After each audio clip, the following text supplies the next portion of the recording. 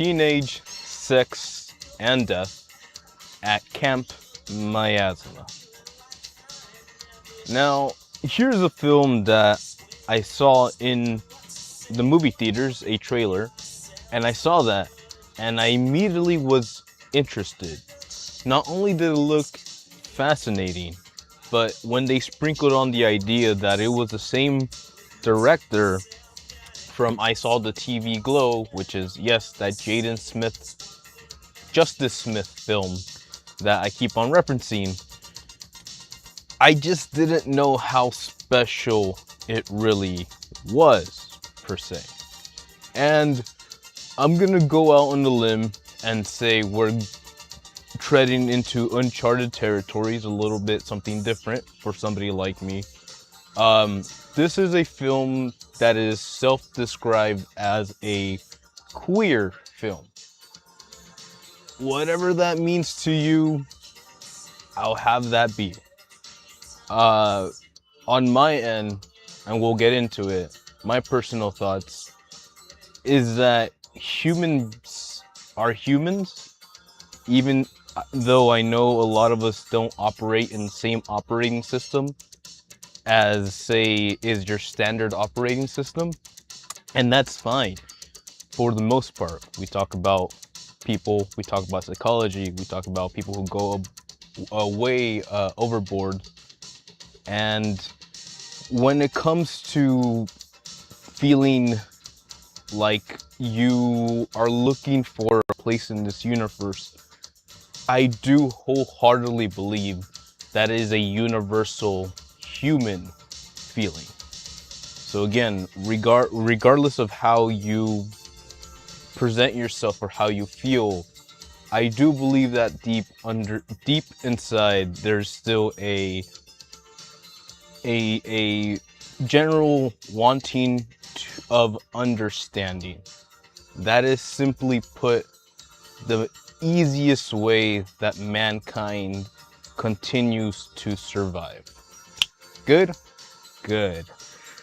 So, what we're looking at today is something very interesting. I knew it was going to be fun. We saw a clear, blatant reference to something akin like Friday the 13th. The references are very, very apparent. The main serial killer character even looks almost like they could have replaced Jason back in his prime. And I say that cautiously because when is the last time we've seen a Friday the 13th film? Because I remember. Pepper Bitch Farms remembers too. But it hits the nail in the coffin with the idea that in this film, one young person, again, I don't even know anywhere, but one young person is charged with the task of rebooting said Camp Miasma franchise. Again, being a stand-in for Friday the 13th and all its infernal sequels and all the remakes, the reboots, the rehashes. You know, the Hollywood machine and the industry and how it just regurgitates art. But we'll get to that later. In this film, she is what describes herself as the colorful queer person, right? Someone who is different, someone who is out of the box, out of the square.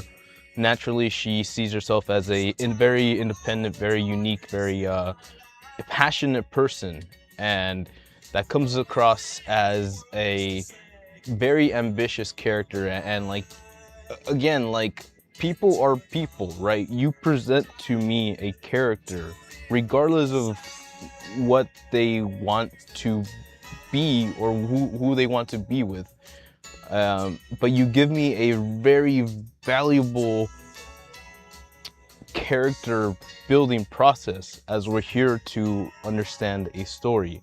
And this young lady, bright-eyed and bushy-tailed, is very excited to be a part of this production because this production means a lot to her. Again, we're talking about how an artist gives out a creation rather than just a corporation regurgitating a known win, resting on their laurels, if you will. So, as they task her with the glorious task of rebooting the series, she has the opportunity to actually go out into the set for the filming, and to which she meets up with one original last Scream girl, horror girl. I forget her name, but in the original Camp Miasma film, the final Scream girl that survived the film was never seen after that film. So this older lady who filmed this movie of Camp Miasma in her teenage years made a big deal, right? Like, the movie Camp Miasma sold, is a hit. It was an instant hit. People loved it. But she herself decided to pull away from the series, while Hollywood decided to keep on making more and more sequels, which they all started going downhill. The question being is, why did she leave those sequels? Or why did she step away from the project? And why is she now suddenly interested in rejoining this project? And that, ladies and gentlemen, is the mystery we're here to solve. Fun stuff. Let's get through it. This film is very artistic. Very artistic. And I appreciate that. Again, coming from I Saw the TV Glow, there is a reason why I keep on referencing that film. And simply put, to this point, I don't think I've seen a film as visually effective, creatively, that it really committed to the whole idea, right? When you do visual effects, it's very easy for it to look goofy or uncanny. So when something like, say, the Power Rangers are fighting those big, funny, gooey monsters, you have to buy into the idea that those gooey things are a threat. Those creations have to be designed enough in a way that you can see that and your brain registers a potential threat. That is creativity. That is art direction. Now, that was the last movie. You take all that energy, all that creativity, all that wickedness, and you apply it to this film, where now we're following a serial killer, again, linked, akin like Freddy, Freddy Krueger's the other guy. Akin to Freddy Krueger or Jason from Friday the 13th. And you see, yes, gore, yes, like fancy, creative gore. There is a specific moment where someone takes off the gloves and says, okay, you wanted the hardcore Hollywood gore scene? All right, here we go. Fascinating. But what I will give credit to is that this film does a lot to balance that wickedness, you know, the thrill that comes from the horror, that comes from the thriller horror, but we're still putting it with very centered character experiences. If that sounds confusing, that's because I just spent 5 minutes trying to explain that this is a very artistic film. And while you don't have to care or really, like, you know, you don't have to walk into this film being like, oh, I'm gonna be Mr. Artistic over here and pick up on every like subtext that is being portrayed. But in my personal opinion, again, as a human being who is more than willing to look beyond a label or a category, rather than put up the walls and shut yourself behind closed doors within your boundaries of Kenny, the idea that you can still feel emotions and share those emotions has to mean more than the labels we are very prideful of.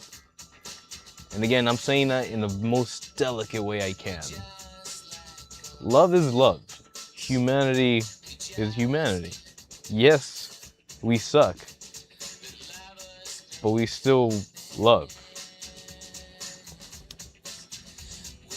All that really means is that when we get down to the nitty-gritty, when we start understanding these two characters, and when the borders, the walls, the barriers, the boundaries, whatever have you, start breaking down between the two of them, and you start to see that genuine connection actually begin, that spark of light, that the flash of a firework, a spark of firework, whatever, and flash of lightning, and you see them actually start to connect. And again, as a person that, is not in this camp, quote unquote, in this camp, is still able to appreciate the genuine feelings that are being presented in this script, in this acting, through their acting, in this film/movie. Again, all that being said, I don't prefer labels because it feels not human to just present something and say this is what it is, and not everyone's going to love it, and not everyone's going to vibe with it, and it might even piss off some people for some strange reason that I won't know, but they presented it with a lot of heart and a lot of soul, and honestly with something, with a lot of bite, with a lot of bark, because we know Hollywood has no talent. We know that every Disney live action remake is just another kicking the can down the road of like someone else will think something better, like we're working on it. Keep on remaking shit. Rapunzel, let's go. But when you see this, when you genuinely find art, and from wherever it may come from, again, this film has a specific label on it because it wants to reach out to specific people, and that's okay. I understand wanting to find your people, wanting to reach out.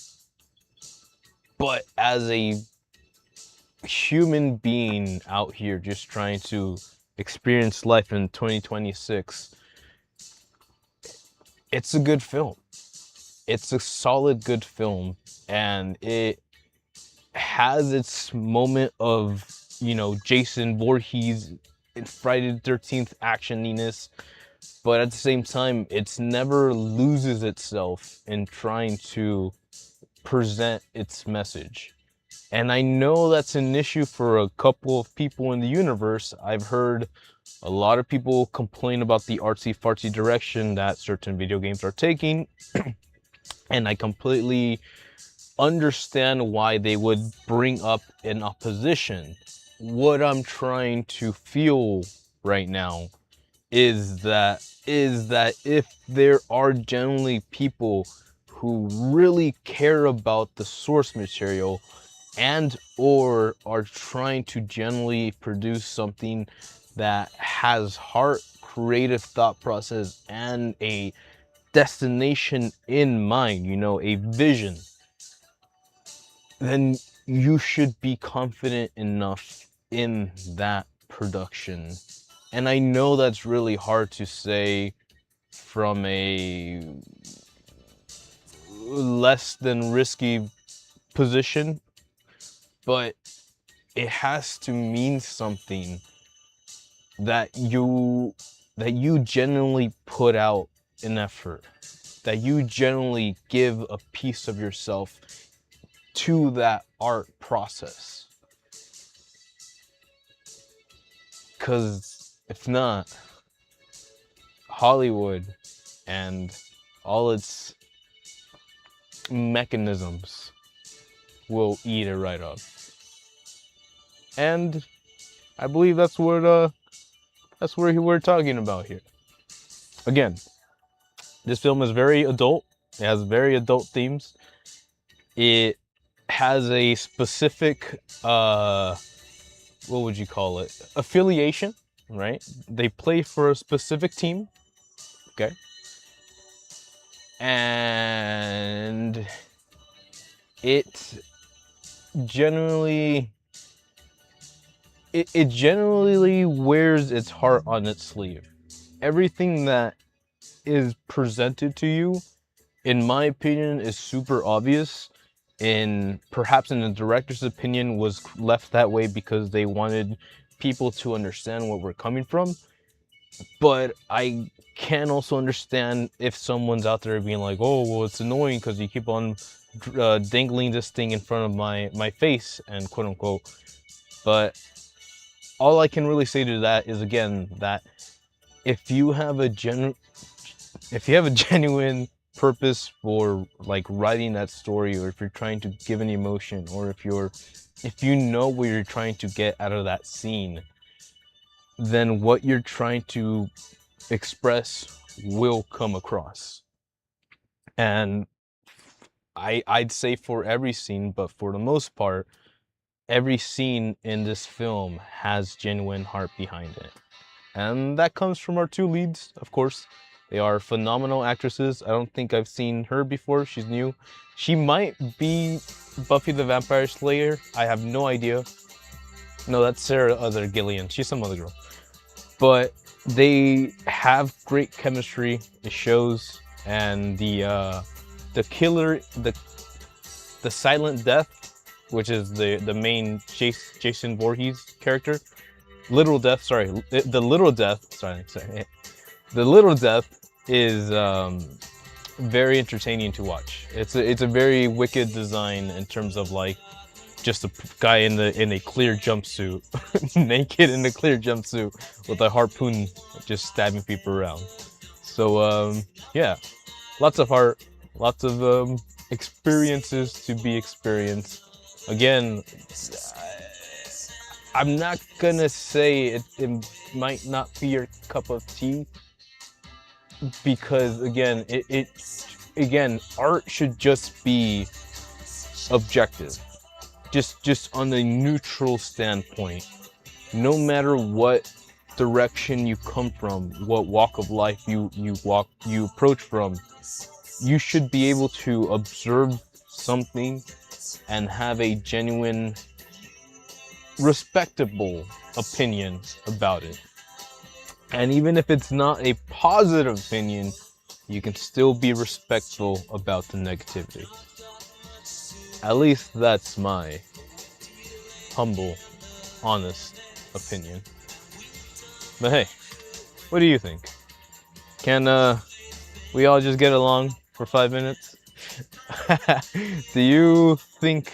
Do you honestly understand what's going on here? Because I'm I am petrified that I will go throughout the universe and then the universe will be like, no, I didn't get it. But I'm just here like, it's very obvious. But we'll have to wait and see. So hey, ladies and gentlemen, let me know if you have had a chance to experience Little Death in all its magnificent glory. Go ahead. Till then, stay safe, be nice, take care, and I'll see you hasta la próxima. But until then, thanks for watching. I love you very much. Ciao. Matane.